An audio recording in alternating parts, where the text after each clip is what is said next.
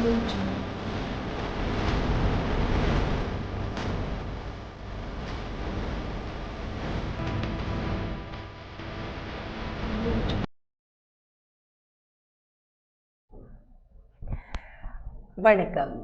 Cinema news பகுதியின் வாயிலாக இணைந்து கொண்டிருக்கின்றோம்.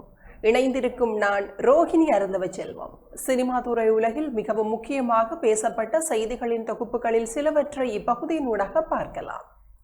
அறிமுக இயக்குனர் விஷ்ணு எடவன் இயக்கத்தில் நடிகர்கள் கவின் மற்றும் நயன்தாரா இணைந்து நடித்துள்ள ஹாய் திரைப்படத்தினை 7 ஸ்கிரீன் ஸ்டுடியோஸ் மற்றும் இயக்குனர் விக்னேஷ் சிவனின் ரவுடி பிக்சர்ஸ் ஆகிய நிறுவனங்கள் இணைந்து தயாரித்துள்ளன. இசையமைப்பாளர் ஜென் மார்டின் இசையமைத்துள்ள இப்படத்தின் பாடல்கள் சமீபத்தில் வெளியாகி வரவேற்பை பெற்றன. இப்படம் கடந்த ஆகஸ்ட் 14 வெளியாகும் என படக்குழு அறிவித்திருந்த நிலையில் சில காரணங்களுக்காக வெளியீட்டு திகதி தள்ளி போனது. ஆகையால் வரும் ஆகஸ்ட் 28 படம் திரையரங்குகளில் வெளியாக உள்ளது. இந்த நிலையில் படத்தின் ட்ரெய்லர் நாளை மாலை, அதாவது இன்றைய நாள் 6:30 மணிக்கு வெளியாகும் என படக்குழு அதிகாரப்பூர்வமான வீடியோ ஒன்றை வெளியிட்டுள்ளது.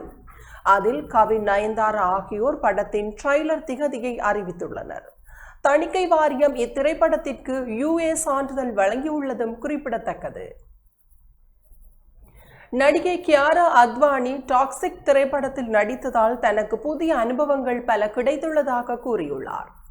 இயக்குனர் கீது மோகன்தாஸ் இயக்கத்தில் உருவாகியுள்ள டாக்ஸிக் திரைப்படத்தில் ஜஷ் நாயகனாக நடித்துள்ளார். இந்த படத்தில் நயன்தாரா, கியாரா அத்வானி, ஹூமா குரேஷி, ருக்மணி வசந்த், தாரா சுடாரியா என பலர் நடித்துள்ளார்கள். KVN புரொடக்ஷன்ஸ் மற்றும் மாஸ்டர் மைண்ட் கிரியேஷன்ஸ் தயாரிப்பில் உருவாகியுள்ள இந்த படம் வரும் ஆகஸ்ட் 26 திரையரங்குகளில் வெளியாகின்றது. இந்த படத்தில் கியாரா அத்வானி கவர்ச்சியாக நடித்து சமூக ஊடகங்களில் பேசுபொருளானது.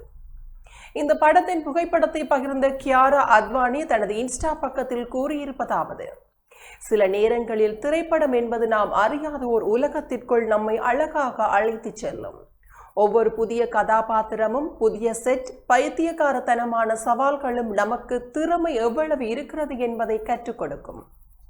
இந்த படம் எனக்கு பழக்கமில்லாதவைகள் மீது ஒரு சௌகரியமான நிலைமையை ஏற்படுத்தியுள்ளது. கவனத்தை குவிக்கவும், தொடர்ந்து கற்கவும், துணிச்சலான பயணத்தில் மகிழ்ச்சியை கண்டுபிடிக்கவும் உதவியது.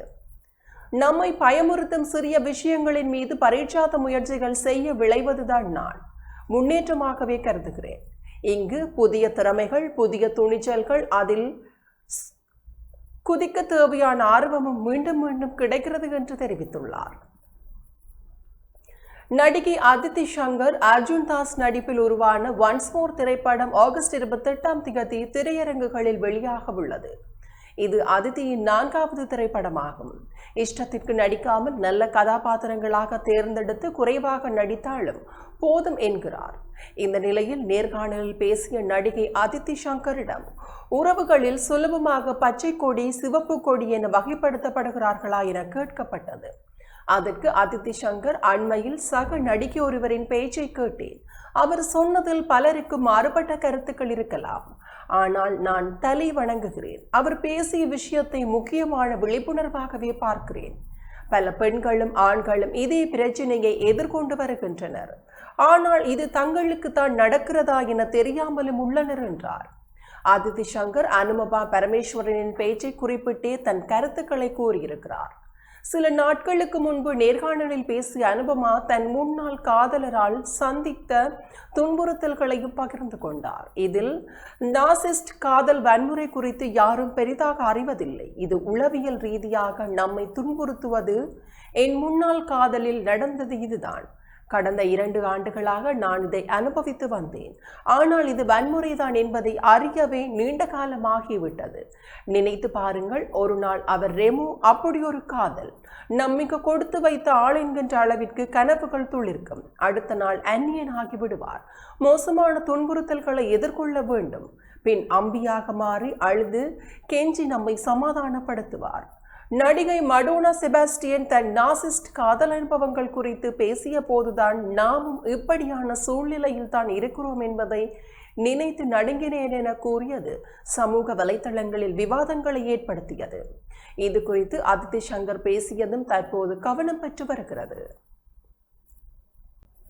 பாலிவுட் திரைப்படங்கள் மற்றும் இணைய தொடர்களில் நடித்து கவனம் பெற்றவர் நடிகை வாமிகா கவி. தமிழில் மாலை நேரத்து மயக்கம் திரைப்படம் மூலம் நாயகியாகிய அறிமுகமானவர். சில ஆண்டுகளுக்கு முன்பு மாடர்ன் லவ் சென்னை தொடரில் இயக்குனர் தியாகராயன் குமாரராஜா இயக்கிய நினைவு ஒரு பறவையிலும் நடித்திருந்தார்.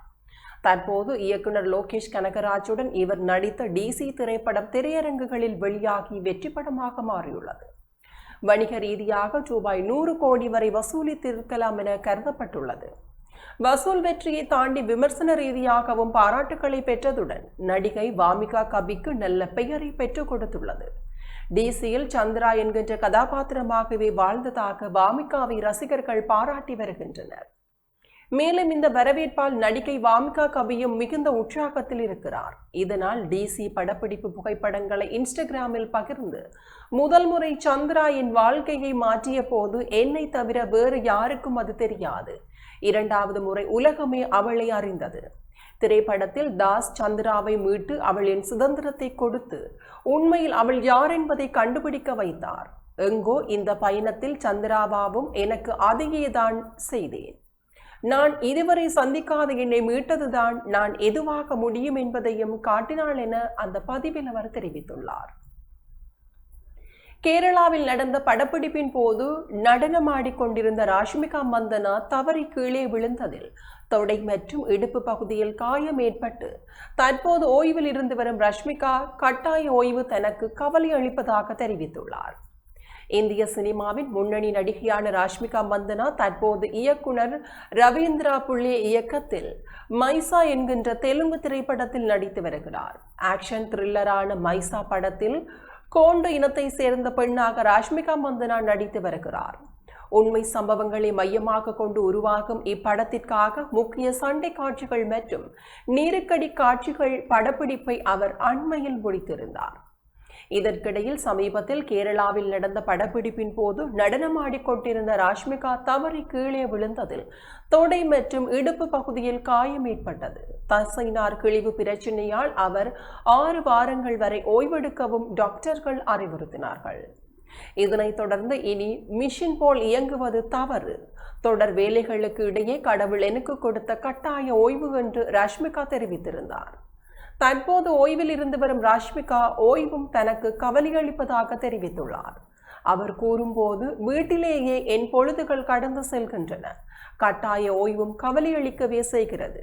பிஸியான நாட்களை மிகவும் மிஸ் செய்கிறேன். உடல் நலம் தேறி மீண்டும் படப்பிடிப்பில் பங்கேற்க ஆர்வமாக இருக்கிறேன் என்று அவர் குறிப்பிட்டுள்ளார். தமிழ் திரையுலகின் பழம்பெரும் நடிகை சவுகார் ஜானகி உடல்நல குறைவு காரணமாக மருத்துவமனையில் அனுமதிக்கப்பட்டுள்ளார். சென்னை ஆழ்வார்பேட்டையில் உள்ள வீட்டில் வசித்து வரும் சவுகார் ஜானகியின் வயது 94. இவருக்கு நேற்றிரவு உடல்நல குறைவு ஏற்பட்டதை அடுத்து அங்குள்ள தனியார் மருத்துவமனையில் தீவிர சிகிச்சை பிரிவில் அனுமதிக்கப்பட்டுள்ளார். அவருக்கு மருத்துவர்கள் சிகிச்சை அளித்து வருகிறார்கள். 1931ஆம் ஆண்டு பிறந்த சவுகார் ஜானகி 1950களில் திரையுலகில் கதாநாயகியாக அறிமுகமாகி தமிழ், தெலுங்கு, கன்னடம், மலையாளம் உள்ளிட்ட பல்வேறு மொழிகளில் நடித்து தனக்கென தனியிடத்தை பிடித்தவர். சிவாஜி கணேசன், எம்ஜிஆர், ஜெமினி கணேசன் உள்ளிட்ட முன்னணி நடிகர்களுடன் இணைந்து ஏராளமான படங்களில் நடித்துள்ளார். 400க்கும் மேற்பட்ட திரைப்படங்களில் நடித்துள்ள அவர் கலைத்துறையில் ஆற்றிய பங்களிப்பிற்காக 2022ஆம் ஆண்டு பத்மஸ்ரீ விருதும் பெற்றுள்ளார். ஆந்திர மாநிலத்தை பூர்வீகமாக கொண்டவர் இவர் என்பதும் குறிப்பிடத்தக்கது.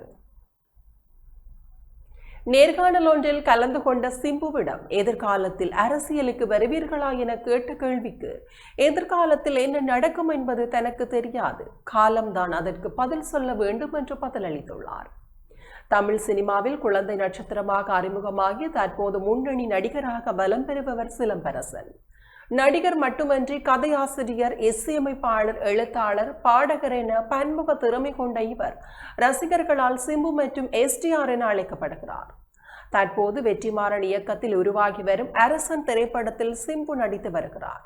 வடசென்னை படத்தின் யூனிவர்ஸ் பின்னணியில் உருவாகி வரும் இப்படத்திற்கு அனிருத் இசையமைக்கிறார்.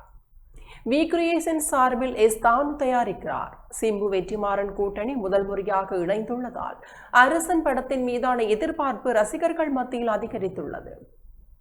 இந்த நிலையில் சென்னையில் நடைபெற்ற நேர்காணல் ஒன்றில் கலந்து கொண்ட சிம்புவிடம் எதிர்காலத்தில் அரசியலுக்கு வருவீர்களா என கேள்வி எழுப்பப்பட்டது.